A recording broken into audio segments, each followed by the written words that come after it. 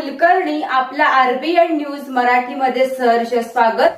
जतमध्ये gas वितरणात भोंगळ कारभार, नागरिक त्रस्त, काळा बाजाराच्या चर्चा।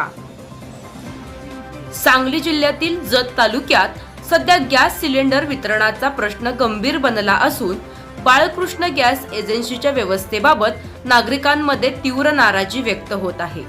मंगळवारी एजन्सीसमोर गॅस मिळवण्यासाठी नागरिकांची मोठी गर्दी झाली होती। ग्राहकांना ओटीपी मिळाला तरी पावती मिळत नाही आणि पावती मिळाली तर पहाटे 3-3:30 वाजल्यापासून रांगेत सिलेंडर लावावे लागत असल्याची तक्रार नागरिक करत आहेत। प्रत्यक्षात गॅसची गाडी सकाळी सुमारे 10 वाजता येते, तीही मर्यादित सिलेंडर घेऊन।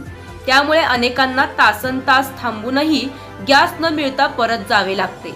तालुक्यात घरपोच गॅस सेवा बंद असल्यामुळे ग्रामीण भागातील नागरिकांना जत येथे येऊनच गॅस घ्यावा लागत आहे। दररोज सुमारे 250 ते 300 सिलेंडरचे वितरण होत असल्याने मोठ्या प्रमाणावर नागरिकांची निराशा होत आहे। विशेषतः ज्येष्ठ नागरिकांना याचा अधिक त्रास सहन करावा लागत आहे। दरम्यान घरगुती गॅस सिलेंडरचा काळा बाजार होत असल्याच्या चर्चाही रंगत आहेत। काही ठिकाणी जास्त दराने सिलेंडर विकले जात असल्याचे बोलले जात आहे। यामुळे रांगेत गॅस मिळत नाही, पण काळ्या बाजारात लगेच मिळतो कसा, असा प्रश्न नागरिक उपस्थित करत आहेत। या सर्व पार्श्वभूमीवर प्रशासनाने तातडीने लक्ष घालून गॅस वितरण व्यवस्था सुरळीत करावी आणि पूर्वीप्रमाणे नागरिकांना वेळेवर गॅस उपलब्ध करून द्यावा, अशी मागणी विशेषतः ज्येष्ठ नागरिकांकडून करण्यात येत आहे।